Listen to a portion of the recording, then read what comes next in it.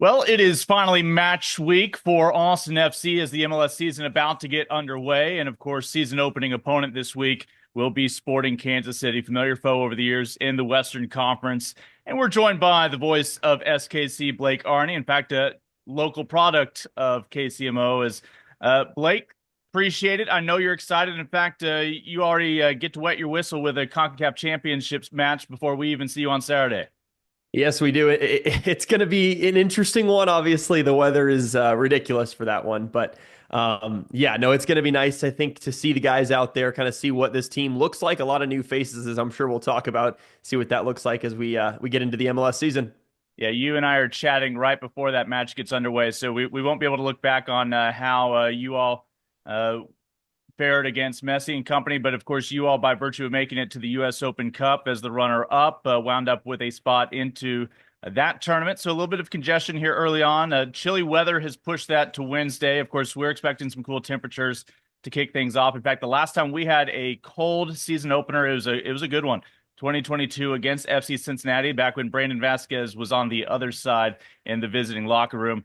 Let me ask you real quickly, just give our supporters a quick recap of how last year played out for Kansas City.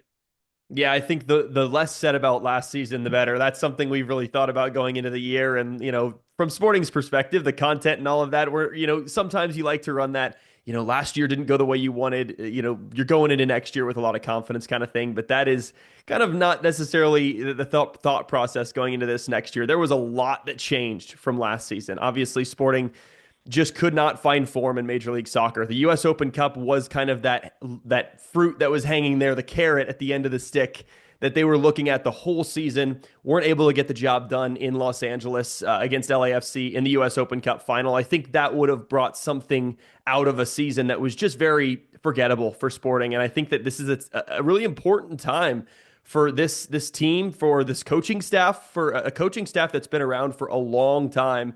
They really haven't had to go through too many rebuilds. They try not to use that word rebuild, in fact, and now we're getting to a point where this offseason, Peter Vermees, Mike Burns, the new sporting director, have not been afraid to call it a rebuild. And so Sporting really leaning into that this season and kind of just a fresh face in 2025 because 2024 was not what they wanted. And like I said, a lot of those guys that were on that team, not necessarily with them anymore. So a lot going into 2025, new faces, exciting players. You got some guys that could really make their name for themselves in Major League Soccer. Some guys that have already made, or a singular guy who has already made a name for himself in Major League Soccer, hoping to continue that with a team that is really trying to turn things around.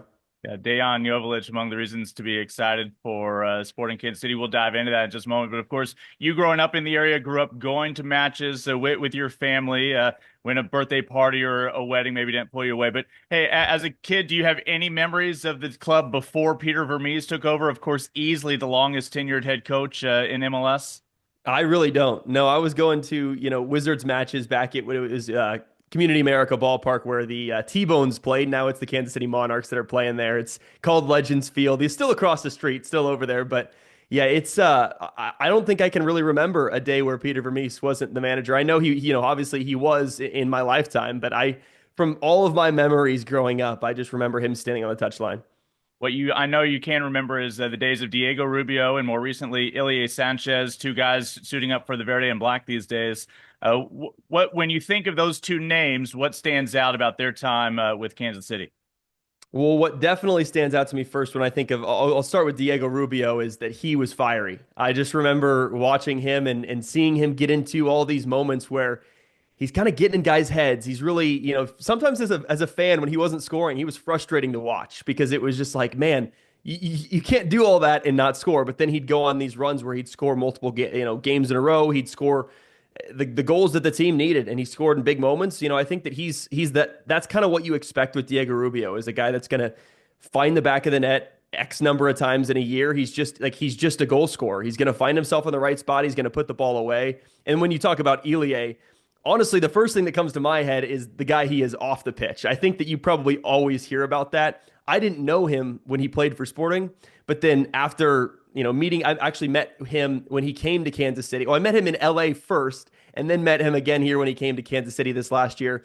And he treated me like family. I was like, dude, you barely know who I am, but he treated me like family. And when you talk about the player he was on the pitch for Sporting Kansas City, he was extremely versatile, and he was the kind of guy that you needed out there on the pitch. I mean, Peter used him a lot in that defensive midfield spot. Obviously, that's where he was most naturally fit to be. But there was a season, I want to say it was in the late 2010s, early 2020s. I can't remember exactly, but they basically had to play him as a center back the entirety of the season, and he fit that role just fine. He's the kind of player that goes out there, gets the job done, leads the team. He's not going to be your vocal leader like maybe, like a Sporting, like Johnny Russell, a guy like that who was a vocal leader for Sporting Kansas City. But he's going to go out there and just get the job done, put things together, be the player that maybe you forget about every once in a while, but for the right reasons, because he's just doing his job. Yeah, for Austin fans, some of that sounds familiar. A captain type quality in the midfield who raises his hand and says, "I'll step back and play on that back line to help this team out, whatever it takes." Of course, for the first time, Austin enters year 5 without Alex Ring, and Ilya is obviously a candidate to fill some of that leadership void as well as positionally out there on the pitch. So, well, you all had some longtime faces of your club who have departed as well. A couple that come to mind, obviously, Johnny Russell, as well as Alon Polito. What stands out about their time, and how do you think those voids are being filled this year on the roster? Yeah, I definitely think that those are guys that you have to look back at and say they served this club well. Johnny Russell, especially being the captain for as long as he was. I don't think he expected when he came to Kansas City to be here for as long as he was and to really enjoy it as much as he did. And he's got his family here now. This is his home, and I think that that's the beautiful thing about Major League Soccer is a lot of guys come over here thinking, oh, this is just my next career step. And for Johnny, it ended up being basically his next life step and where he would end up spending a lot of his life. But as a player, Johnny Russell's leadership, I think, is the biggest thing that we'll be missing from Sporting. And I think that can be a bad thing because I think that you can lose that leadership, that locker room presence. But where I think it's a good thing for this new Sporting team is they're talking a lot about this rebuild. They're talking a lot about changing the culture. And if you truly want to change the culture, you do have to change those things. Guys like that were the leaders in the past have to step away. And as much as I think everyone around Kansas City would have loved for Johnny Russell to have retired a Sporting Kansas City player, it just wasn't in the cards for SKC. And we've seen them do this before. It was Matt Beasler is who I'm thinking of. He was, I guess Austin, of course, was the team he ended up on. So I'm sure you guys are familiar with that. Matt Beasler was the kind of guy that everyone around Kansas City thought, this hometown hero, this kid that's going to retire as a Sporting Kansas City player. But the coaching staff said, you know what? You just aren't cutting it here anymore. This isn't what we want. I think they kind of wanted to change the culture a little bit. Obviously, he ended up in Austin. Things didn't necessarily go the way he wanted, injuries and all of that. But I think that the biggest thing for Sporting is kind of changing that culture. And Polito's another one. I think that SKC liked what he produced when, pre-COVID especially, he had those couple games where he looked like he was going to be the next best striker in Major League Soccer. COVID hits. Polito maybe wasn't the exact player, but he'd show moments and he'd have some big games. Obviously, in the playoffs against St. Louis, he was huge 2 seasons ago. He's been huge for SKC in moments, but the consistency and obviously injuries there as well have been a plaguing factor in his career. But he just hasn't, or he wasn't the same player that SKC wanted. And so when, Chivas comes calling and they're willing to give as much as they were willing to give, I think Sporting was absolutely willing. They're able to go get a guy in Dejan Joveljic to fill that role. And I think that everyone around here in the Sporting Kansas City camp is saying, hey, he's, on paper just as good and he's younger and potentially he could be even better than Polito was at Sporting Kansas City. And then you look at the role with Johnny Russell, I think that there's no exact substitute for that role. I think that's actually going to be the kind of, that right winger position. I think that's going to be a position of interest for SKC this year, who's going to fill in. But I do know Shapi Suleimanov, who came in from the Russian who came in from Aris in Greece. He's that left-footed winger that likes to play out on the right, cut it on his left, exactly what Johnny Russell was. So we'll see if he fills that role, who else can come in and step up. But I think those are 2 spots specifically that are going to be interesting for Sporting this year. A year ago, it's probably not possible for Dejan Joveljic to make his way from the Galaxy over to Kansas City, but he outperforms his contract with the Galaxy. Obviously, with the constraints of the way rosters are built in MLS, Galaxy can't reward him for that. So he has to either look outside of MLS, or this year we do have a new structure where you can have a cash transfer, much like it is when you're dealing with other leagues outside of MLS. And so Sporting Kansas City is able to make him a DP, make that cash trade over to the Galaxy. Again, Joveljic, big part of that championship squad for the Galaxy this past year. What other additions may not be headliners to the degree of a Joveljic or an international transfer, but who else are you excited about adding to the roster this year?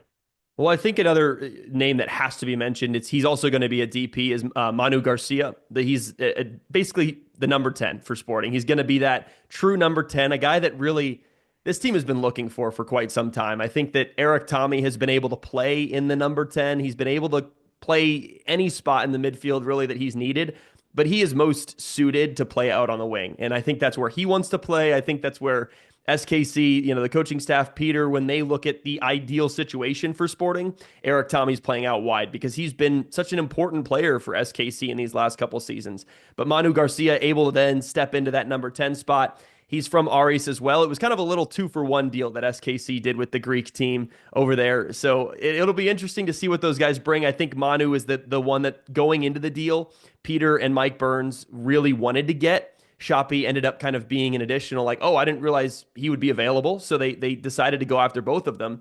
But Manu Garcia spent some time with Manchester City, has really been a young up-and-coming player for Spain. I think they really had high hopes for him. Maybe he didn't quite reach the level that they thought, but that's where, the names like Ricky Puig kind of start bouncing around, and you wonder, okay, Dejan Joveljic, a number 9, does he have his Ricky Puig behind him in Manu Garcia? I think that's way too early to tell, obviously, but I think that's the hope that this coaching staff, that Sporting Kansas City fans see a guy like Manu Garcia fill that role that maybe Ricky Puig was filling at the LA Galaxy.